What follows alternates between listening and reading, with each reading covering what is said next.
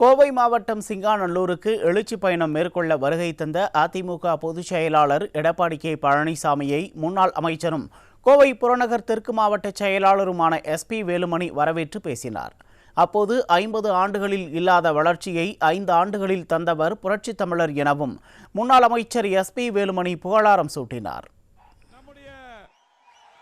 மாவட்டத்திலே 50 ஆண்டுகள் இல்லாத வளர்ச்சியை 5 ஆண்டுகள் தந்த அற்புத தலைவராக முதலமைச்சராக இருந்து கோவை மாவட்டத்துக்கு கேட்ட திட்டங்கள் எல்லாம் வாரி வாரி வழங்கிய வள்ளலாக சாலைகள், பாலங்கள், கூட்டுக்குடிநீர் திட்டம், ஸ்மார்ட் சிட்டி திட்டம், அத்திக்கடோனா திட்டம் என்று யாரும் எதிர்பார்க்காத இந்த திட்டம் எல்லாம் வருமா வராதா என்று இருந்த காலத்தில் அத்தனை திட்டங்களை தந்த வருங்கால முதலமைச்சர் 2026 புனித ஜெயின் சாட் கோட்டையிலே முதலமைச்சராக பொறுப்பேற்கக்கூடிய அருமையான எடப்பாடி